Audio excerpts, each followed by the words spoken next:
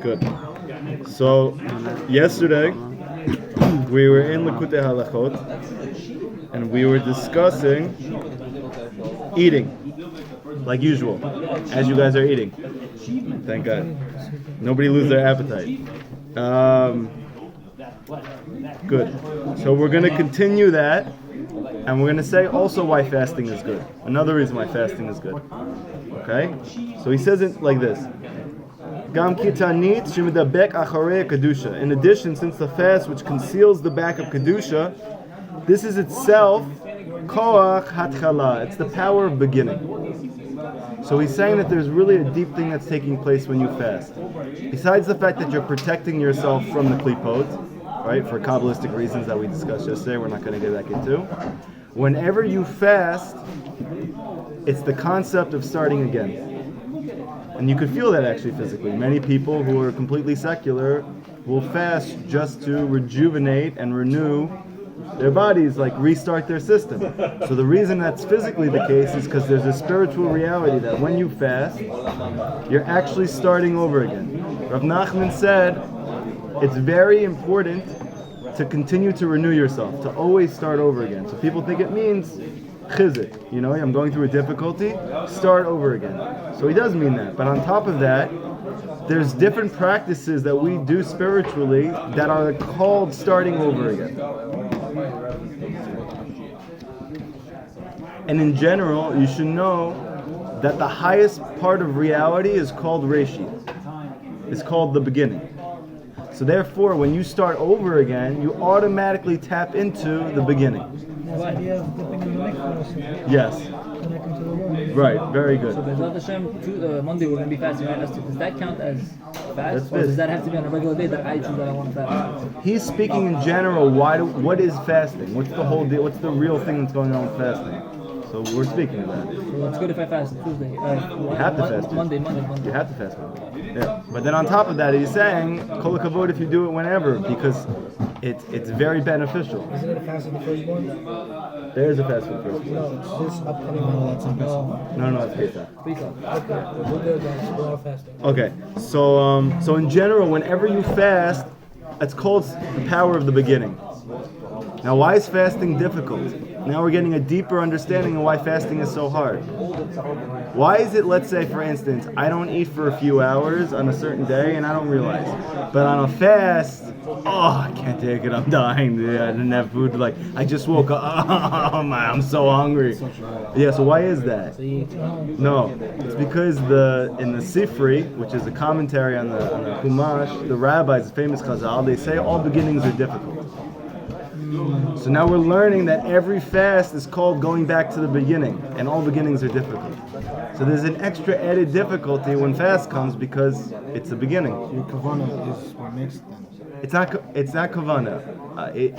There's a reality. You're tapping into a thing called the beginning when you fast. The kavanah. No, not even. Because I can fast for hours with no intentional fasting and it doesn't hurt. And then I Oh, right. But what you say, well, okay. Yeah, I hear what that you- enters me into I got that. you. I got you. Yeah. So yes, it's connected to that idea. How long is supposed to be the fasting? What? How long the fasting is? How long is the fast? What, in general? Or this fast on Purim? For Purim? No, general. You can fast however long you want. You could say, I'm going to fast for 3 hours today. That's I'm doing it in the morning. Yeah, but it's in your mind that you already determined it, not just that you happen to not eat for a few hours. No. You say, I'm not going to eat this I'm morning. going to because I think I'm overeating. Okay, good. So then Rav Nachman says what happens is you're tapping into reshit. You're starting again. Yeah. I heard it, if you don't change from your fast, it's not even worth fasting. If you don't change from your fast, it's not worth fasting. Right? Because every new beginning is supposed to bring a new thing. So it's a beginning.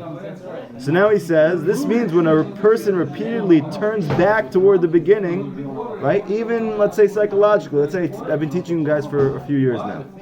I'm sure in the beginning when I started teaching, I was like so excited to be teaching because I never taught before. Right? So now I have to tap back into that excitement. Where is that excitement coming from? I'm drawing from the beginning. All the excitement comes from the beginning. Like when you're dating a girl, you want to reinvigorate the relationship. You want to go back to the beginning. tap in, because all beginnings are difficult and all beginnings are exciting. Like we have the Tzion Center coming up. It's been difficult. It's also very exciting. Okay? And we're going to have to continue to tap back into the beginning, and we have to do this, Rav Nachman says, every day. Yes. Make sure not to lose it.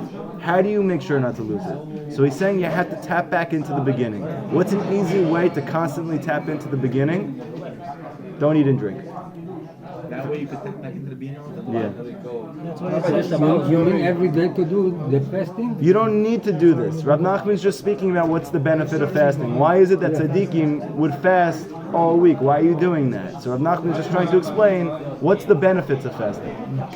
At the end of Rav Nachman's life, he said, if I would have known the power of Hippolytus, I wouldn't have fasted as much as I did in my life. I would have just simply prayed instead. Okay, so just. Rabbi, I have a question on Shabbat, right? You guys completely forgot about the rule about the questions at the end. You just guys just tossed it out. It's not shock to the class anymore. Yeah, go ahead. I'm saying on Shabbat, I'm usually chazan and shul. Shabbat is a different story. So am I allowed to eat before I pray because I have to? I need energy. Something small, nothing crazy. Have you ever seen halachically you're allowed to eat something before you pray? I don't think you're allowed to.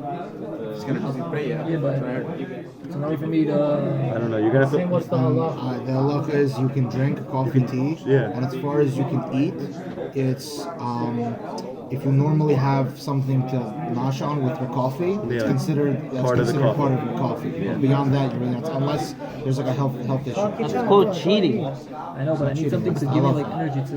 I would speak Speak to a rabbi because maybe to a you'll get a heter for it. Chazans have Chazans have weaker. no, it might be It's hard to chazans. sing in the morning as opposed if I don't have food in my system. It's even harder. No, so Rav Nachman says the opposite of what you're saying. Rav Nachman says when you don't eat and drink before you pray, you're able to pray much easier. You're able to sing much easier. The food and drink actually weighs you down. Rave, not. Try singing on an empty stomach. It comes out tried, so it's much mad hard for smoother. me, bro. No, it's smoother. I can't even bring anything to my stomach. I can't bring it out of my stomach. It comes to The my voice throat. that comes out is smooth. Try it. Okay, this This sounds like your own person. Chef Your own. Boyardee.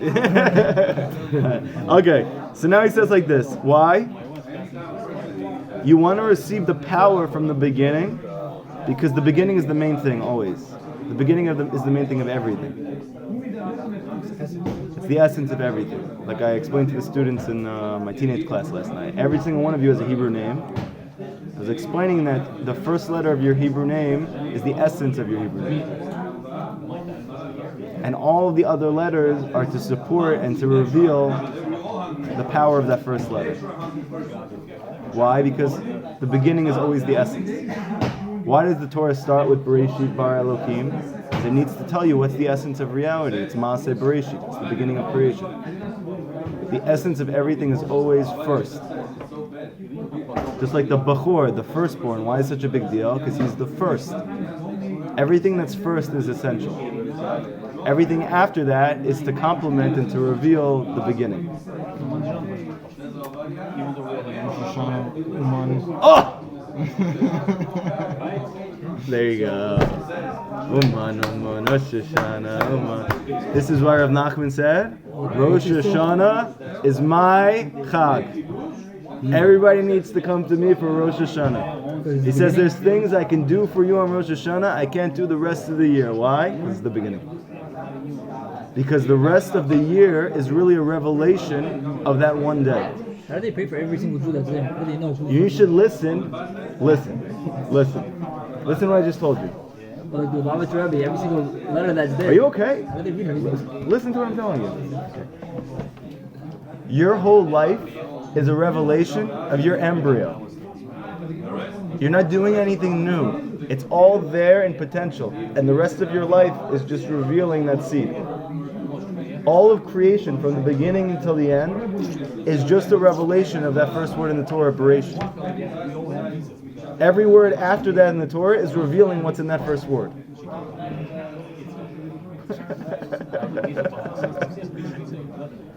I should just keep going just to like keep Different versions. whatever it is. Can you remind me what revealing is? Revealing is Gilui. Gilui. Yeah. Revelation. Okay. Like, using like just something worse. a simple example. A simple example. When you come out of your mother's womb, what are you at that point? You're only a revelation of the combination of the seed and the egg. Yeah. And for 9 months, you're turning into, in reality, what was already destined from the beginning of that creation. Everybody understand what I'm saying? Just like the rest of the Torah. There's nothing new Yeah. added. It's Something new. all the potentials in the beginning. Nothing new added. That's another question. Crazy question. Right, so that's so. Where's the Bechira? He's saying, where's the Bechira? So the Bechira may be, you go to Umar for Rosh Hashanah and you don't. Because your Bechira might be only on that first day. And then the rest of the year is just a revelation of that Where's first. Behira? Free will. Oh. That's why Rav Nachman says, keep going back to the beginning, that's your free choice. Wow, you hear that? Keep going back to Uman, my friend. It's another thing. But he's just saying, keep making everything like the beginning. Because the beginning is the power for everything else that comes. It's because anything else after that is just a revelation of the beginning. So if you're going through a rut, you're going through a difficulty, so you need a new beginning. Because you can't move out of that until you get a new beginning. So how do you get a new beginning? By fasting. That's a simple, easy way to get a new beginning. You want to stay married? Do what you did in the beginning of the road. Okay? So he says like this. All beginnings are difficult. Like Chazal explained, like the rabbis explain, and like Rav Nachman speaks about. It's also clarified there at the end of that lesson in Likutey Moharan that because the primary inspiration for all one's devotions comes from the beginning of that devotion, one must endeavor to begin afresh each time. Like let's say for instance, we all learned about Tikkun Chatzot for like the past few weeks. I'm sure a few of us got amped up about it and we tried to start doing it, okay? That first day you'll notice you had a lot of energy and inspiration to do it, and afterwards we stopped learning about it. It's not as fresh for you, it's not as exciting for you. So what does Rav Nachman say? Start again. Like you never did Tikkun Chatzot before. Wear tefillin like you never wore tefillin before. Go do Hippodah like you never talked to Hashem in your whole life. Rav Nachman used to say every single day, I treated it as if I was a brand new creation and I never had served Hashem one day in my life. Part of the reason Rav Nachman says he was so successful is because every day was brand new for him. Not just in theory or not just to excite himself, but mamash, he treated everything, every interaction he had, every time he taught, every single time he did a mitzvah, like it was the first time he ever did that thing. Because that's where all the power is, in the beginning. It's achieved through fasting. And he's saying this is achieved easily through fasting. This is so that the service of Hashem does not become old and habitual for him. It will enable him to succeed in his devotions because one's energy in serving Hashem mainly conforms to the beginning. And this is really one of the big ikarim of Chassidus. And this is the reason why Rav Nachman says many people who are serving Hashem, they're not making Hashem happy with their service because it's not beginning stuff. It's all after stuff. And therefore they're not excited, Hashem's not excited. But if every time you get up to serve Hashem, it's like the beginning, so that's sweet. That's exciting. And so each time you must begin anew, since perhaps your first beginning was not as it could have been. Therefore, by starting again, you get a new beginning. Right? That's why looking at the good, which was the beginning, is something you have to do all the time. Yeah. Therefore, you need to begin anew right now. This is really the concept of tshuva, by the way. Tshuva means returning to the beginning. The whole concept of tshuva is going back to the beginning and starting over again. That's why you have to go back to the same exact situation, have to go through the same difficulty, and overcome. Why? Because it's a new beginning. Similarly, on each day, and with every chance you get, you need to start anew. And Rav Nachman speaks about this in many, many different places. If you are a breast lover, you need to be starting anew constantly. Constantly. Rav Nachman said, I used to start over many times, only in one day. Over and over again. Therefore, every morning before you pray Shachrit, a person must not eat or drink. That way, you actually have a new day. Because you already fasted. Because you fasted in the morning. And if you don't, so to speak, you're still sucking off the negative energy of the day before. You should not eat or drink before prayer in order to extract the sparks that got stuck in the throat from whatever was there before. And therefore, by not eating or drinking, you're going to have more fervor and more focus when you pray, and that is what causes your prayers to go up and get answered. This act of returning, attaching each successive day of fasting to the first. Okay, so he's saying like this. There's a halakhic concept. How do fasts work? Let's say, for instance, you fast for 3 straight days. They say that every day, additional day you fast, it like quadruples in power. It's not like successive. It's not one day I get like credit for 1 day, 2 days. Now it's credit for 2 days. It adds up. It's more than that. It's like I did it for 1 day. It's like 1 day, and the next day it's like 8 days, something like that. Okay, and so on and so forth. You mean like consecutive days or one Consecutive. day, morning and then the other day? Consecutive. Like, can I eat at night and then start fasting again, or literally just straight through? Like straight through.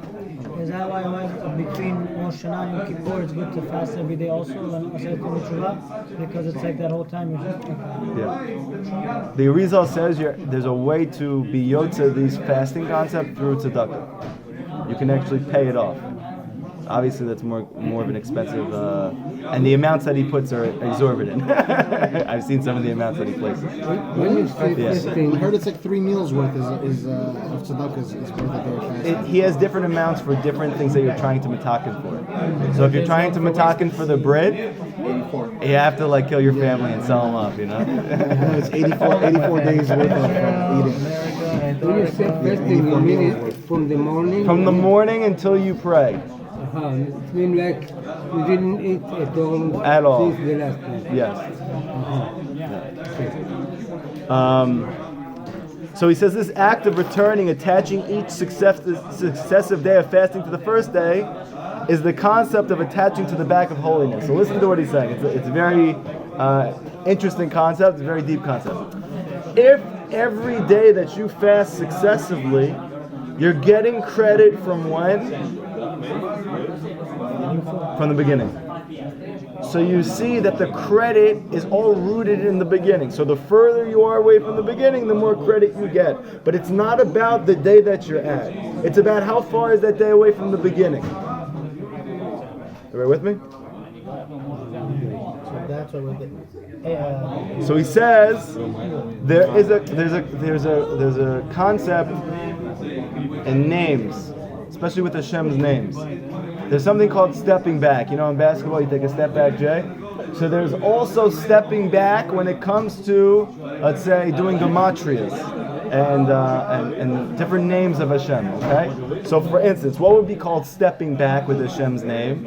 So the way to do that would be take the Yud, then write the Yud again and the Hey. You go back to the beginning and you put Yud K Vav. You go back to the beginning and you put Yud K Vav K. Is that why they have it in the Siddur? They have it in the Siddurim. Yeah. But you notice, every time that you start again with one of Hashem's, you have to go back to the beginning. You can't do the rest without going back to the beginning. Yeah. Sephardic says. So what's the point of that? So the point is, it's just trying to show you there is a kedusha and a power of going back to the beginning, and that's why this system of gematria only works when you go back to the beginning of Hashem's name, because you always have to go back to the beginning to make this thing work. How do I go back to the beginning? Fasting. Oh, so that's why you know in Shema, on Amitah, you say you use that as a kavanah. That's why you're going back to the beginning before you made the sin, and you're killing all of them. You know, everything that we're doing in this world is we're just trying to get back to Adam before the sin. That's going back to the beginning. We're all going in the future, trying to get back to the past. Sure it's not coming back to Hashem completely? And then ultimately to go back to Hashem completely, but even that's going to be different. Okay? So he says, this must be done every morning. Since every day you wake up in the morning, you must start new in your divine service.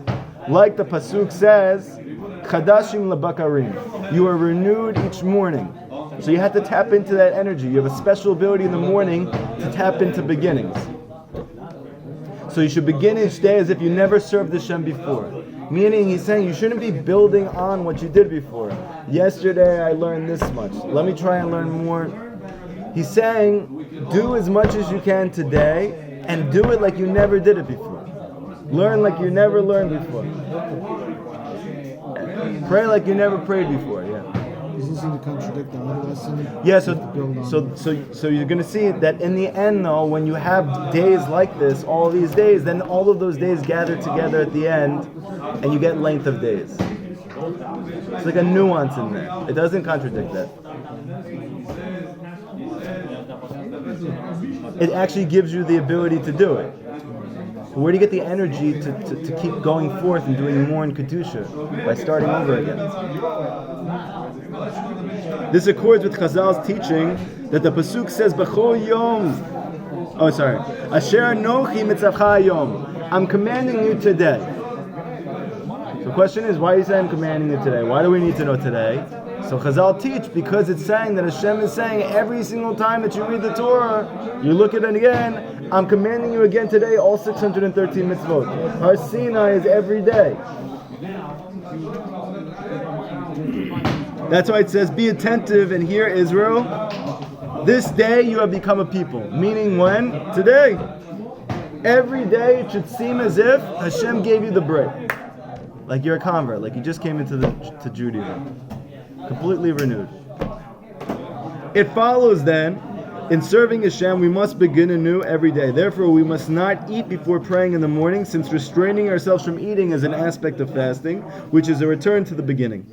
In this way, we draw the light of the power of the beginning of creation, and as a result of this inspiration, we merit starting anew every day. Good, everybody understand? So this was the entire halacha. This is the third halacha we did in Likutey halachot. That's what Hashem tomorrow. We're going to do a new one, a brand new one, okay? Wow. Amazing stuff. Hazak Baruch. Finish the whole halacha. Yes, thank God. What happened to the stories? More stories? If you come once every week, you don't get any stories. You come more, maybe you get some stories. I don't get nothing. I don't get nothing. Daniel's like, I'm here every second. It's still one story too. That's the one story? Yeah. We start at 8:45, and really we usually end up starting like at 9 o'clock every day. No time. People were here before. No, I'm just saying. Yeah. It's too late to have story time. If we really start, if we really have 8:30, you guys can bring your pillows, get some snacks, and I'll read you some bedtime stories. Okay? Sounds good? Okay. We're starting a brand new Torah. So for anybody who wants to follow on their phone, you're more than welcome to. If you're on your phone for any other reason besides that, you're not welcome to. And let me give you a little bit of background to this Torah. Many people know that Rav Nachman got tuberculosis and he ended up dying from it. He had it for 3 years, and he said to his students that it was a miracle he lived 3 years. It was a mamash miracle. He should have died like immediately. Rabbi, he's such a tzaddik, up in Shemaim, he can't do a... He can, and he didn't. In his times, he should have died like ASAP. Yeah, like real quick. So his wife, a lot of people don't know, his wife actually got tuberculosis prior to he ever getting it. And she died quickly. And she died the day before Shavuot. In the year 1807, she died on Thursday, Shavuot was on Friday and Saturday. She died the day before. Now, interestingly, when it comes to halacha, if somebody passes away, you usually have to mourn for a week. But if it happens right before a chag, those normal laws of mourning are not the same. They get abrogated. Not pushed off. They get lifted completely. Abrogated. So you don't sit. No. When you get to that day, when you get to Shavuot, you don't have to sit anymore like that. Because it's already 7 days of Simcha. Because the concept, it's the concept of Simcha, whatever, it contradicts. So this is what the rabbis determines in the Shulchan Aruch. So his wife passed away the day before Shavuot. Now Shavuot is one of only 3 days that Rav Nachman made his students come to him all year. For the rest of the year, he was pretty much off limits. That's why most of the Torahs are coming from these 3 specific days. And then other special Shabbats that he did, when sons were born, X, Y, and Z. But these 3 days, his students had to come. It was like, 3 days a year you went to Yerushalayim. So for his students, it was like the 3 days they went to Yerushalayim. One was obviously Rosh Hashanah, one was Shavuot, and one was Shabbat Chanukah. Yeah. These were the days that he told him to come. I'm sure that he was more connected to those days. I guess he felt like he can reveal higher level Torahs on those days, and that's what it was. So this happened to be the day that everybody came to see him. The day right after his wife passed away, which was on Shavuot.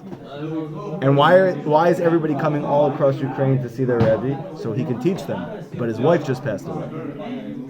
So the whole first day of Shavuot, he didn't speak. They weren't sure if they're going to hear him at all. And for them, it was a trek, and it was a lot of money, and it was a big to-do to try and get to see your Rebbe in Breslov or wherever he was if you were so far away. But the second day, right before Shavuot ended on the third meal, he gave this Torah that we're going to learn today. So it's coming right off the heels. You know this Torah. I read this one. You read this one. Shabbat. It's very, very interesting Torah. Very interesting. You probably never heard this stuff He before. buried her in a different town, and then he came to a different town for Shavuot. It was the last minute. That's not in this one. Okay, No, maybe a different one. So it's a very interesting Torah. And since we're starting the new organization, I thought some of the concepts are applicable to us, and in general, it's just something that every one of us should know, because I'm sure you've never heard these things before. Okay, so the Torah is Likutey Moharan. It's Torah Samech Zayin. You sound like Benny just now. For no I reason. love how he's so precision. Okay. My favorite. So What is that number in? It's 67. Yeah. So it starts with a pasuk from Bereshit. Back to the beginning. You ready? V'yiven Hashem Elokim. Hashem Elokim created et hatzela, the rib. Asher lakach, that he took from Adam. V'yavihe el Adam. And he brought Chava to Adam from that rib that he created. Okay? Now, interestingly, this is part 1. 67, part 1. Interestingly, throughout the whole entire story of creation, you're with me in this story? Okay.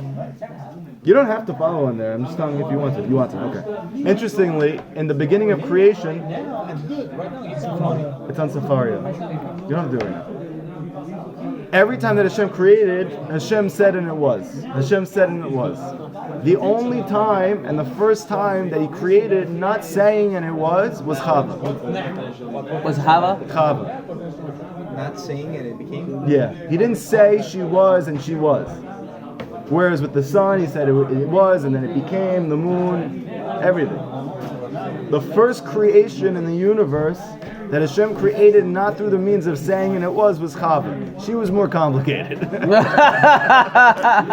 More complicated than the galaxies and the universe and the... I believe it. Yeah, I believe it. It's a little more sensitive case.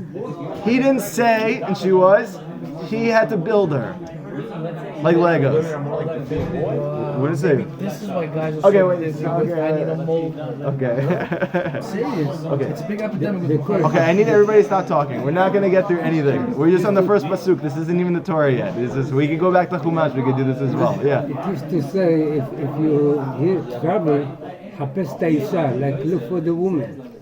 If you hear Like what? If it is a trouble, Look for the woman. look for the woman. It sounds like a it Sephardic starts saying. It always comes from there. Yes. You agree with that? Okay. No. Okay. So now the question is, why is saying build? So obviously the rabbis go crazy with this because they go crazy about everything, and especially why are you doing it different than you built everything else? So the Gemara in Masechet Nida says there's two reasons why it says built. First reason, Charama, the first sage said, Milamet Shnatan Babina Yetera. He gave her an added dose of Bina. What is Bina? Bina it literally means understanding, but what the Chazal explain it means is she got an added amount of intuition that men don't have. Like we said that mothers have this intuition. Females have a certain intuition about certain things. This isn't about Ruach HaKodesh. They just have intuition about certain things. I see it with my wife every day. I saw it with my mother growing up, and I'm sure everybody knows what I'm talking about. It's a common phenomenon. It's not specific to Jews. Every woman is like this. That's another thing. Okay.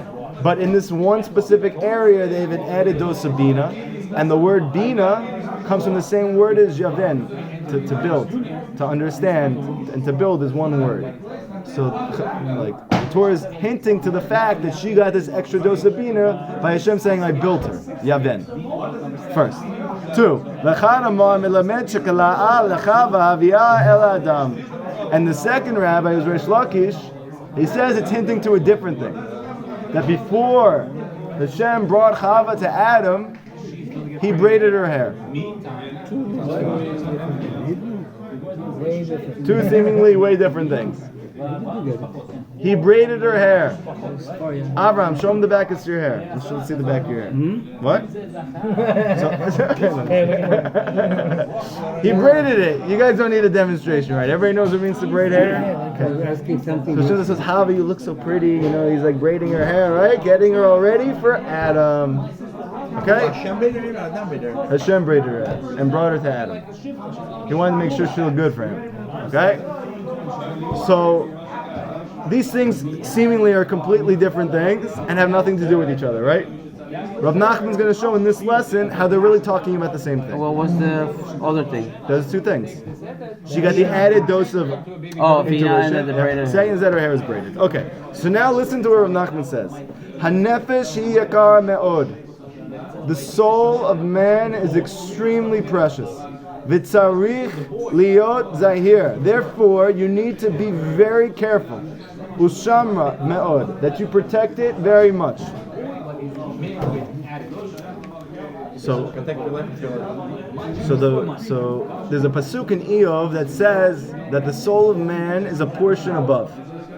The Baal Tanya has a very famous piece on this pasuk, and he says that the soul of a Jew is a piece of God mamish, based on that pasuk. That you have two souls, you have an animal soul and you have a godly soul.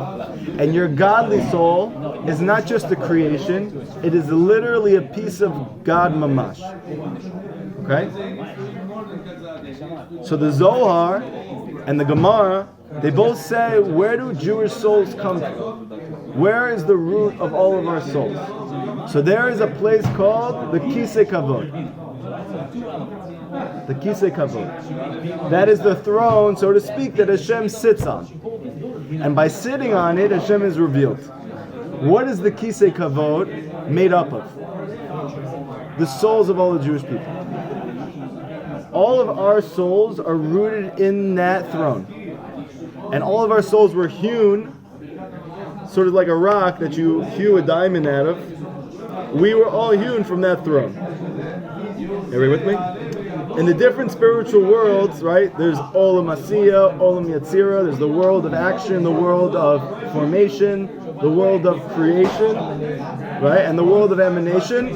So all of, what? So the throne of glory, the Kisei Kavod, which is the root of all of the godly souls of the Jewish people, is Olam Abriya, the world of Bria. It's not important for this part, I'm just giving you more information, okay? What is the root function of this godly soul? What is it allowing a Jew to do that, let's say, maybe non-Jews are not capable of doing? Answer the question. Don't start going off into your own things. I just asked you a question. In general, this isn't going to work when you get married, by the way. She asked you something and then you're like, and that's why I wanted to ask you about this other thing there. You'll be done very quick, okay? Question is, what is it that's special about this godly soul? What is the function of this godly soul that we're able to do that 99.9% of the world is connect back to the stone? And how do you do that? What is it that the Jewish soul is unique in? What are we able to do that a non-Jew is not able to do? Huh? Keep Shabbat, okay. Speech? Anybody else? Try to get less specific and be more general. And what is the purpose of a higher soul? What does a higher soul do for you? Brings you closer to Hashem. Okay?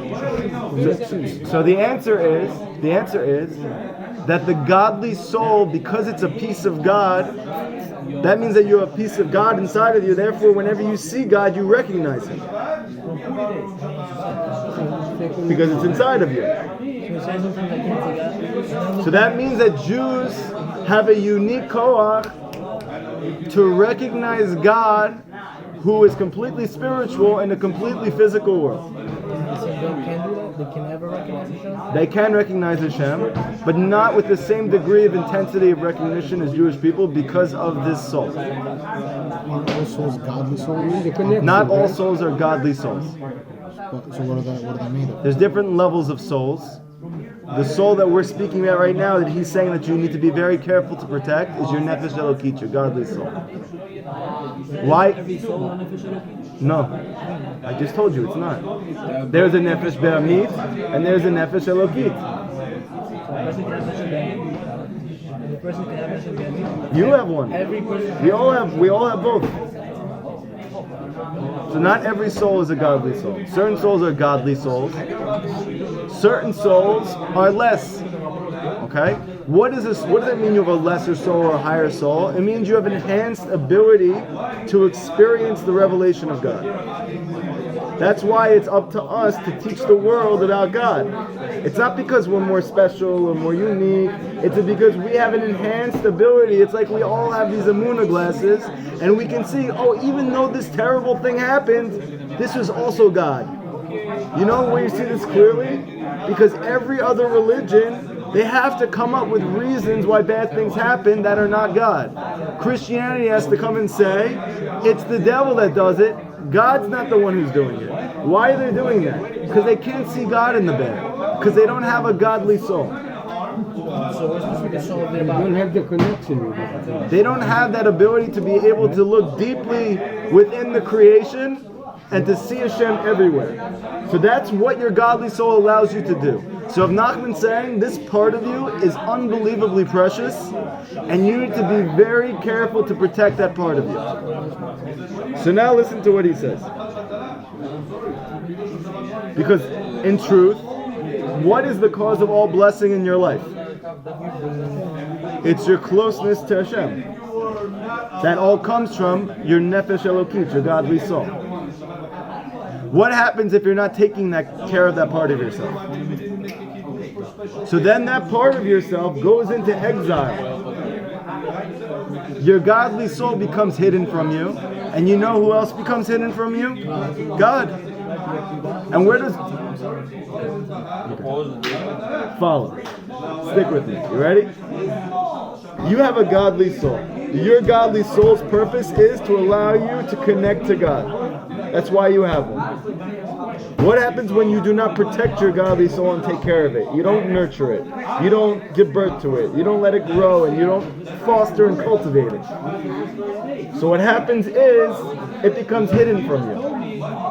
And when it becomes hidden from you, I said, who becomes hidden from you? Hashem. And when Hashem becomes hidden from a person, what's the result?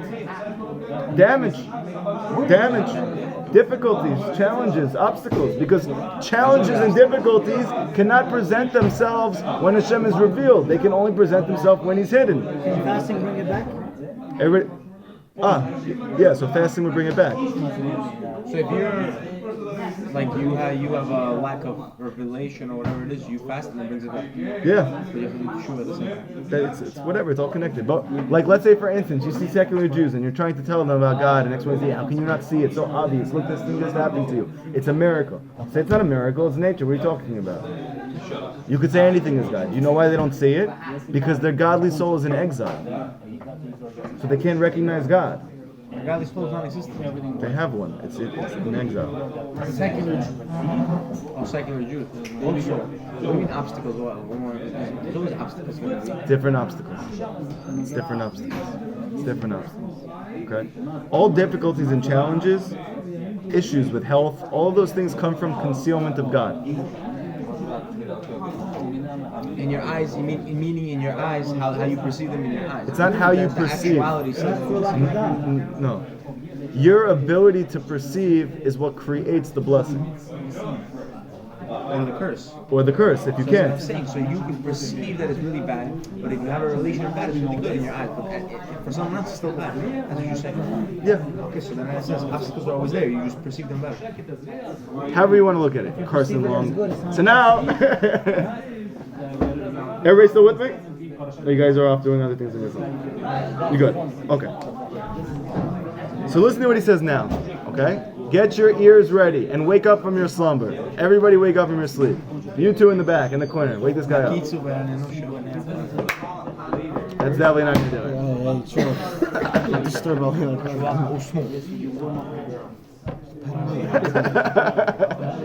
Had a rough day, guys. Okay. Alken, therefore, based on what I just said, that this part of you is so important, you need to be very cautious, specifically when when any person gives you some new type of honor. Yeah. It's not good. It's not that it's not good. Listen to what he's going to say. It's very interesting, okay? Kavod is only for Ki kavod hu aim kol chai. Because kavod is the mother of all life. V'hu shoresh kol nefashot. It is the root of all the Jewish souls, of all the souls of man. Chava. So what he's saying is like this. That's why women always see God. Kabbalistically, Chava, who represents this kisei kavod, where all the souls originate from, she's called kavod. That's why your hair was bad. I don't want to connect to the source, and the source is already going on. It's crazy. Yeah, that's what we're going to talk about. He's saying that in truth, everybody wants to return to their source, so that's why everybody wants honor. But does a man really want to be humble in his being? Yeah, he just doesn't know that gets in the way. Yeah. So That's why you need to get married. wait, so listen. Go back to the source. So he's saying that kavod is the mother of all living things. It's the root of all souls. Benny. Sorry. Mike. Ushenefesh mistaleket. And when the soul departs, meaning when you leave this world, he mistaleket el kavod. Where do you go to? You go to the place called kavod, which is the root of your soul. Meaning you go back to the root of your soul, which is called kavod. Your soul was born and conceived in kavod, the mother of all things, Chava, comes down to this world, and then goes back up to that place called kavod. So at the same time you want honor, at the same time you want humility. Shahu shorsha. That is your root of your soul. Like the pasuk says in Yeshaya, kavod Hashem yasfecha. The kavod of Hashem is going to gather you. So on a simple level, what is Yeshaya saying? That at the end of your life, if you were a good person and you did good things, then Hashem is going to bring you in. But Rav Nachman's going to say, well, why is it the kavod of Hashem is going to bring you in? Just say Hashem is going to bring you in. So Rav Nachman's pointing out that the kavod of Hashem means it's specifically that root of your soul that's bringing you in. It's bringing you back to the origin, to the beginning. It's not a direct access. You have to go through a intermediary. You have to go back first to your source. You understand? Everybody with me? Shehistalek va'afisat nefashot. And the departure and the gathering of souls, they're within this place called kavod, which is their source. And therefore, ba'alken, shekeshaba kavod chadash adam, when you receive a new honor, when somebody gives you some type of new kavod, which we're going to speak about in a second, what is that? Tarich lizaher li'shamer. You need to be very careful, and you need to be on guard. Ki ulai ba kavod. That perhaps kavod is calling you. Rewind, please. Rewind. How should we take this? Rewind, please. Wait, before you. How do we react? What am I supposed to do? First take it. You have such a ghetto side inside of you. It only comes out when you get upset. It's unbelievable. Oh, back like that. Yo, what you talking about, brother? You ain't saying nothing. Not babysitting. I ain't no babysitting. When the vote comes after somebody, it's like a death calling. That's what he's saying. Wait, can you rewind? Can you Wait, rewind? wait. Yeah, you have to hear her. Wait. Take it. Yeah, wait. Wait, Benny, take it easy. Take it easy. Come sit down, please. Can you rewind, please? Okay. If you guys are, if half of you weren't sleeping at the table, we wouldn't have to do this. Please wake up. Everybody wake up. Okay, I'll wait. Say it again. You didn't hear you. Of course, you didn't hear me. You were in kavod. You were in the root of all souls. Okay. You went back to the beginning. Yeah, the beginning. Okay. Say it like this. When a person gives you kavod, when a person gives you, wait, listen. When a person gives you kavod, that has to be a physical revelation of something spiritual. What's the spiritual thing that's called kavod? It's called the root of your soul. So he's saying right now that when a person comes to give you kavod, you need to be very careful. Why? Because it could be signaling that kavod wants you. Meaning it's your time to go. What do you do? So listen to what he says. Bittul. Kedei listalek hanefesh el kavod. Chas v'shalom, that your soul then gets brought back up to kavod. Shehi shorsha, which is really the root of your soul. What's considered kavod? If a person opens the door for you. What? That's kavod. If a person compliments you, that's kavod. You're going back to your This can make me die fast. So wait, we're gonna you have to listen. You have to listen. What Rav Nachman is trying to do is wake you up from your slumber, and then he's gonna explain it.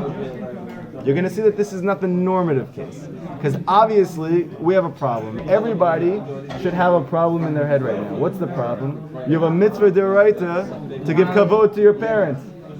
So you have a mitzvah to kill them? You have a mitzvah to respect rabbis and to get up for them. So really, every time you're getting up, you're putting their life in danger? It's not a different type of But kavod. if Hashem tells you, then you are doing Hashem's kavod. He commanded you to do So you're saying if it's misplaced kavod, misplaced then that. maybe it's death. Yeah. And if not, it's life. Okay, so let's see. But you're supposed to respect every single You guys are all in now. This is good. It's interesting because the Moharans are the best in the world at honoring the deceased. Yes. But not the living. Probably the worst for They're probably the worst in the living. But it's interesting. Why? Maybe why it's such a big deal to honor people who have passed away is because you want to make sure they really get back to that place called kavod. All their life, you can just schnitz on somebody, but when they die, no, you could die. Okay, I know you have a whole issue with your own culture. I know you got this whole stick. Okay, so listen to what he says. Listen. Ach mida tova meruba. However, you should know, there's a famous sentence in Chazal and different places in the Gemara and Yoma, in Sanhedrin. It says that Hashem's measure of reward is tremendously greater than when He punishes somebody. Meaning, let's say you have a consequence for a negative action you did. That consequence is nothing compared to the reward He really wants to give you. He's giving that little patch so that you get eternity. You understand? So it's not comparable. So He's going to say now that even though what I just said is true, the majority of the time when somebody gives you kavod, it's not to take your life. Guys, sorry. Okay, no, it's good. Yeah. I'll be happy somewhere else. Bring some over here. Don't bring any kavod though. Yeah. Thank God. Okay. Val ken al piaro. Therefore, in the majority of cases, ba kavod latova. When someone gives you kavod, it's good. So he's going to say, why is it good if somebody gives you kavod? To listen to what he says. Dainu, meaning sheba nefesh chadasha el adam. Listen to what he says. It's very interesting. If the root of all souls is kavod, that means that's where souls are born, right? So in reality, Rav Nachman says the majority of times, though, that somebody gives you kavod, it's to give you a nefesh chadasha, a new soul. That's a good thing. Nobody got that. No, you come back like renewed. You come back renewed, right? Renewed. So we're going to have to discuss, what does it mean that you get a new soul? Like, I don't feel any different. So let's see. Why? Because a new soul always has to come down to this world from the place of kavod. So therefore, when a person gives you kavod, so to speak, when Hashem wants to give a new soul, how does He do it? He encloses it within somebody honoring you. And he's like, I like that kavod now. He said the majority of the time. That's why lengthens your days, because you're acting as an agent for Hashem. Shehi aim kol chai. Why? Because kavod is the mother of all life. You'll also notice, just if you give kavod to somebody, they get really juiced up. It's like you became the mother of their life at that moment. You gave them new life. But alken, and therefore, kishabah kavod chadash adam. When a person brings you some new kavod, al pi rov, the majority of the time, tzulu tova, it's good. Dainu shabah nefesh chadash adam, because it brings that person a completely new soul. Al yedeh zeh kavod, through that kavod. Okay, so what's the new soul? What's the new soul? But it also gives you an opportunity. Let's not get into all your psychological treaties over here. Take it easy and just listen first, okay? What is the new soul? It's a new revelation of Hashem. So a new revelation of Hashem, or the potential for a new revelation of Hashem. Why? Because we said, what is the function of a soul? And Benny's extrapolating. The new function of a soul is to be able to experience God in a deeper way, right? So if you get more honor, then you get a new soul. And with the new soul, what am I able to do with it? See God more deeply. And that's why when you wake up in the morning and you see the good points in your soul, you can start anew. Oh, That doesn't necessarily nice. make sense. I like that. It does make sense. No, it does not. Yes, it does. Because you're You giving don't kavod get to yourself. kavod. You're not giving kavod to Hashem. No, he's not saying you're giving kavod. He's saying if I give kavod to you. I know, but it's me. Who's me? It's not me, it's Hashem. Exactly, you're nothing. They say? I know, I'm saying it's not a good thing. You have to just listen, okay? Listen. No, you're not When you listening. give kavod to You're somebody, you benefit? you're conjecturing. What? I give kavod to him, I benefit, or he benefits? I benefit. What? Only if it works for you, it's good. Oh, everybody. Have a hand. Listen, let's just get down what we're getting here, and then we can move on to all your I didn't get up other with yourself. selfish interests. It only Okay. works if the kavod is Hashem Shemayim. That's So what we're gonna he's saying. see. We're gonna see. We're gonna see. We're gonna see. We're gonna see. So, more. Please, check it, b'vakasha. Okay. You can. Must be a big point coming up. What is the kavod? So we're saying that if it gives you a new soul, one aspect of a new soul is now you have a deepened ability to see Hashem. Maybe this is one of the reasons why it's important to give kavod to Talmidei Chachamim, because that's their whole function, is to reveal God in the world. A kavod Shabbos, so we're going to speak about it in a second. But now we have another. What else can the neshama be? What else can be a new soul? A new soul can be a new morning, a new start. Right? It could be like fasting. Good point. Somebody honors you, he gives you a new soul. It's like you start from the beginning. A new start, very good. Kavod can also be a will. A will. Okay? The word for soul, nefesh, also means desire. Yes, it's connected to Ratzon. To desire something is to have a soul for that thing. So therefore, Rav Nachman explains clearly, when you bring your soul to the tzaddik, right? And how do you bring your soul to him? By bringing your will to connect to God. So when you bring your will to the tzaddik, hoping to get closer to Hashem by learning from him, you're actually bringing him your soul. Because you're giving him kavod, then he can. Because you're giving him your will. Now I'm going to connect it that when you give somebody kavod and you give them a new soul, you're actually giving them a new will. What type of will? So Chazal explained that before you're able to accomplish any new task in your life that's holy, you need to first get a will from on high. Meaning, let's say for instance, you're like, you know what, I have to stop wasting seed. Where did that come from? It came from Hashem. Hashem gave you a new will. Now it's up to you to take and to cultivate that will. Does that mean Hashem gave you kavod at that moment? Maybe he gave you that new will by having somebody compliment you. Or give you some honor. Or whatever. Let's say, for example, let's say I'm in the bathroom and someone just, I don't want to do this anymore. So no, he's using a different means to give you the new soul. Okay? But whenever you get it, it is coming from Hashem. That's for sure. Okay? What does that mean? Okay, so we know this is obvious. What does that have to do? I'm taking you home with me after this, and I'm gonna let you spend a little bit of time with my Yemenite wife so she can This contradicts what you said before. cook you up real nice. What's that? That we should be weary of getting kavod. I didn't say anything, first of He all. said you should be happy to get kavod. Secondly, he's telling you like this. Kavod is a huge deal. Besides the fact that people crave it, which we're going to speak about in a moment, why people actually crave it, which he was mechavan to, which is that kavod is connected to new souls. Kavod is speaking about new souls, and it's speaking about the place of new souls. So therefore he's saying like this, whenever you get kavod, you have to be super careful how you take that kavod. Why?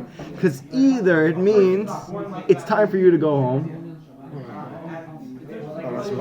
or it's to give you a brand new soul. So either way, this is like a big time moment for you if you take care of it properly. So he's saying you have to be very careful when you receive kavod. So what does it mean to be really careful? We're going to get there in a minute, okay?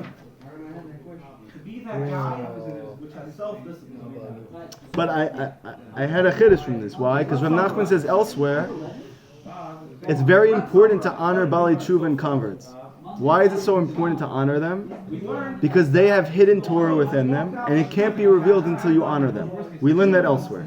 But now we're learning why is that? Because when you honor them, you're actually giving them new levels of their soul. And through those new levels, they're going to tap into that hidden Torah.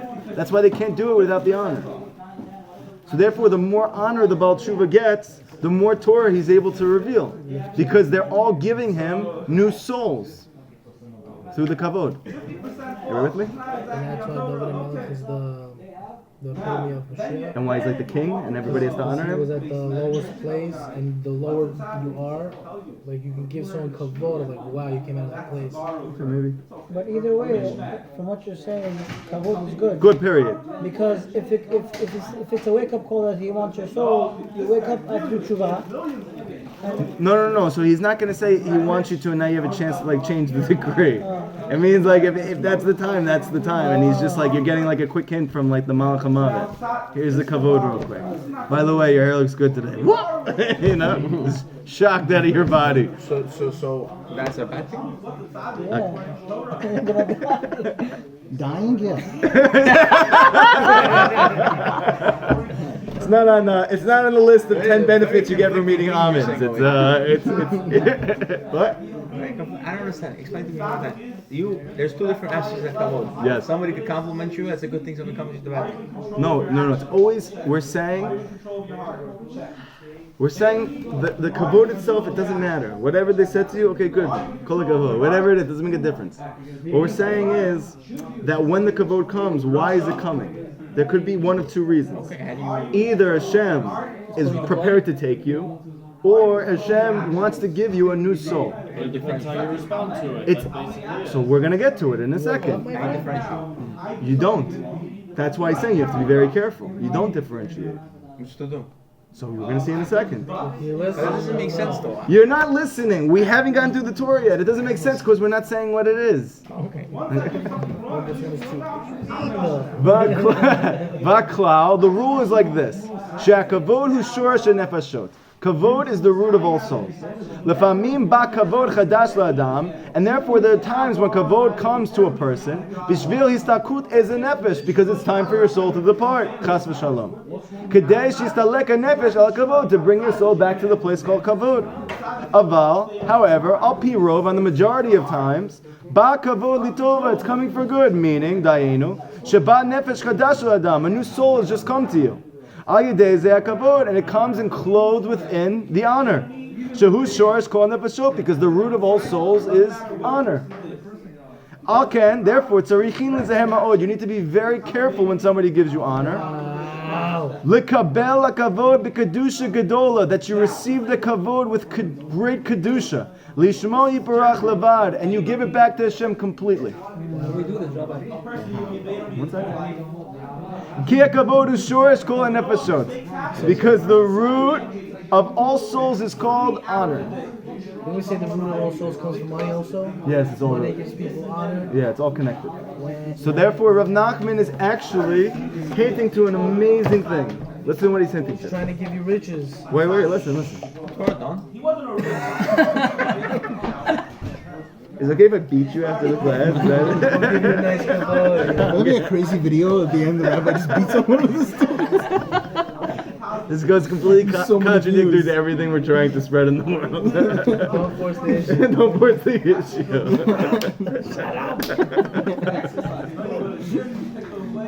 I'm just joking with you, but you really have to stop talking. You're killing me. Okay, so like this. The Baal Shem Tov has a very famous Torah where he says that everything in creation is dying to return to its source. Every tree, every blade of grass, every human being, everybody wants to go back to the root of their soul. Everybody. So Rav Nachman is now deepening our understanding of why it is that people are chasing after honor. Because really they're chasing after the root of their soul.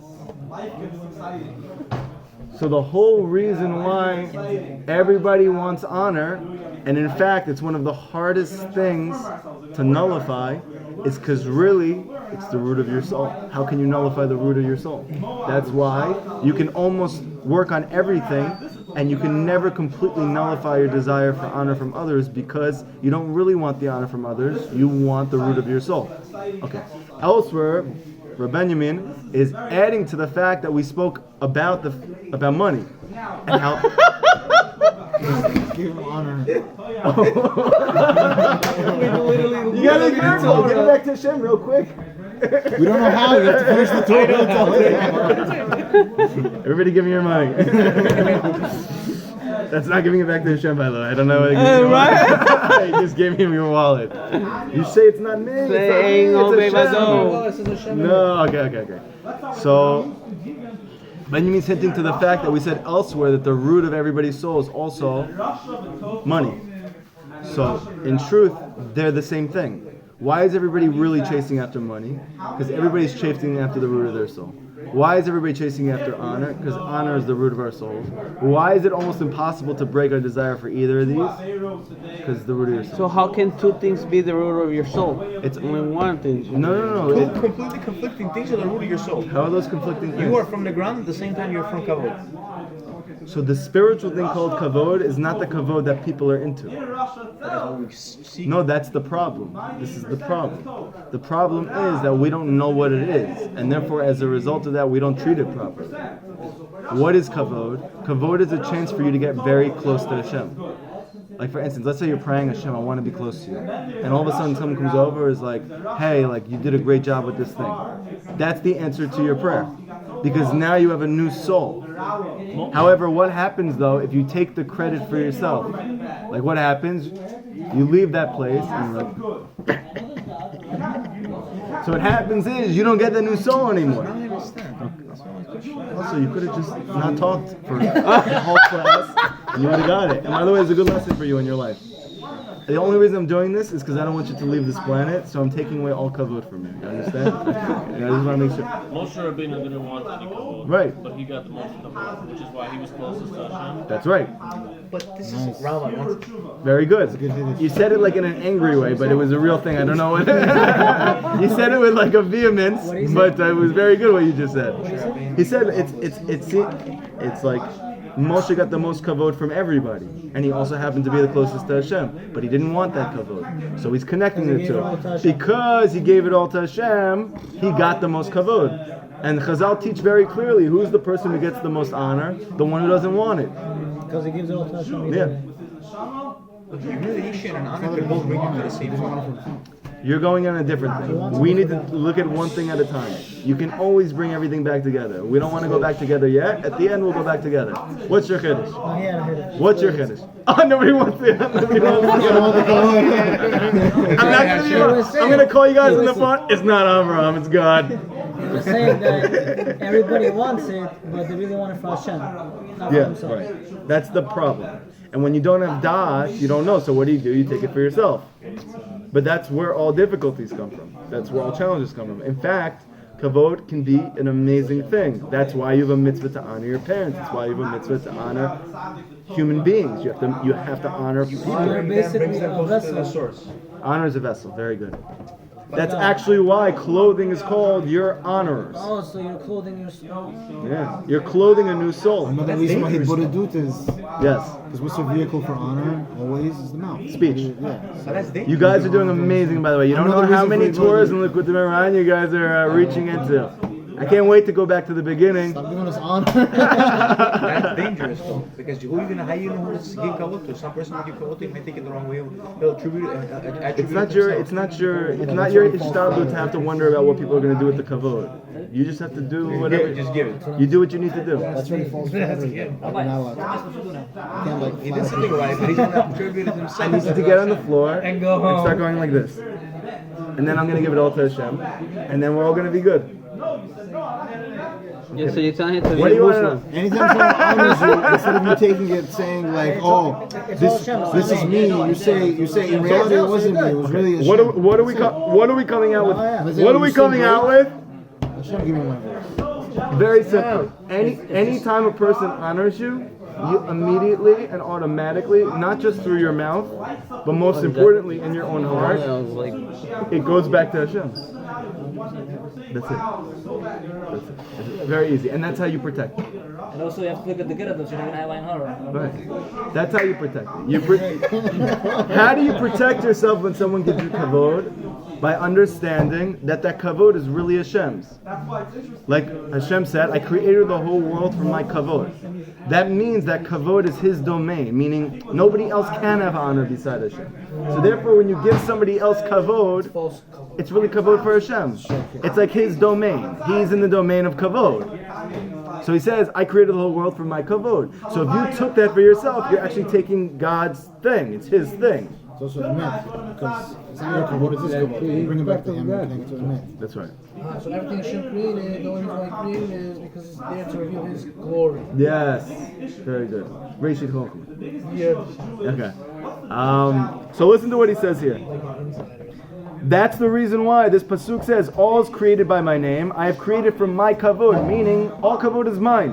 This teaches kavod belongs to Hashem alone and is therefore forbidden to lay claim to the kavod one receives. Keeping it for one's own aggrandizement rather than turning over to Hashem, this is a blemish of His kavod. On the contrary, you should use that kavod as an opportunity to come much closer to Hashem, because that's what it is. It's an enclothing of a new soul. The Techiner Rav, who was a student of Rav Nachman, I think he was actually a student of Rav Natan, but whatever, in that way. The Techiner Rav. Yes. Rav Nachman Goldstein. Okay? So he illustrates a very interesting thing. On Shabbat, you get a neshama yisera, a new neshama, an additional neshama. And you'll notice he says, you have a mitzvah on Shabbat to honor the Shabbat. Yeah, she said, Through clothing, through food, through drinks. He's saying it's interesting. You have a mitzvah to honor on the Shabbat, and you happen to also get a new soul on that Shabbat. Because they're connected, he's saying. Because it's only through that new soul that you're able to honor it at a deeper level. Because honor... Twice the honor, down on Shabbat.